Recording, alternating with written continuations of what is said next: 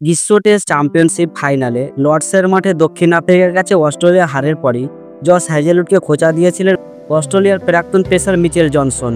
কেন হ্যাজেলউড অস্ট্রেলিয়ার হয়ে খেলতে নামার আগে দেশের জন্য প্রস্তুতি না নিয়ে আইপিএল খেলতে গিয়েছিল, এই প্রশ্নই তোলা হয়। অবশেষে এই নিয়ে মুখ খুলেন অজিদের এই পেসার।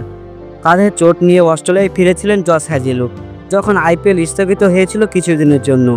এরপর অবশ্য অস্ট্রেলিয়া থেকে আইপিএলের প্লে অফের আগে তিনি ভারতে আসেন এবং আরসিবিকে আইপিএল চ্যাম্পিয়নও করেন। এবারের আইপিএলে অজি পেসার নেন 22টি উইকেট, যদিও বিশ্ব টেস্ট চ্যাম্পিয়নশিপে তিনি নেন মাত্র 2 উইকেট। আর তা দেখেই মিচেল জনসন বিরক্তি প্রকাশ করেছিলেন।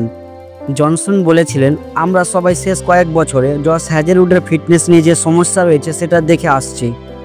তাই বিশ্ব টেস্ট চ্যাম্পিয়নশিপ ফাইনালের আগে দেশের হয়ে প্রস্তুতির বদলে জস হ্যাজেলউডের আইপিএলে ফিরে যাওয়ার সিদ্ধান্ত আমাদের অবাক করে তুলেছিল। এবার এ নিয়ে মুখ খুললেন অস্ট্রেলিয়ান পেসার হ্যাজেলউড। তিনি বলছেন, সত্যি কথা বলতে কি, আমি জনসনের কোনো মন্তব্য এখন পর্যন্ত দেখিনি। আমরা জানি আমাদের ড্রেসিং রুমে কী কথা হয়েছে। অস্ট্রেলিয়ায় প্রস্তুতি নেওয়া যাচ্ছিল না, কারণ সিডনিতে বৃষ্টি পড়ছিল, ব্রিসবেনেও মাঠ ভিজেছিল। তাই আমার মনে হয়েছিল বিশ্ব টেস্ট চ্যাম্পিয়নশিপের প্রস্তুতির জন্য ভারতই সেরা জায়গা। যেহেতু এখানে প্রায় 10 দিন হাতে সময় ছিল, তাই আমি মনে করেছিলাম যে প্রস্তুতির এটাই সেরা জায়গা। তাই আইপিএলে এসেছিলাম। আমি জানতাম আমাদের সেমিফাইনাল নিশ্চিত, তাই এখানে বেশ কয়েকটি ম্যাচ খেলতে পারবো। প্রসঙ্গত, নকআউটে আরসিবির হয়ে দুর্দান্ত বোলিংও করেন হ্যাজেলউড।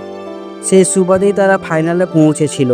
শেষ পর্যন্ত 18তম সংস্করণে এসে আইপিএল শিরোপা জিতে রয়্যাল চ্যালেঞ্জার্স বেঙ্গালুরু। এদিকে অস্ট্রেলিয়াকে হারিয়ে 27 বছর পর আইসিসি ট্রফি জেতে টেম্বা বাবুমার দল।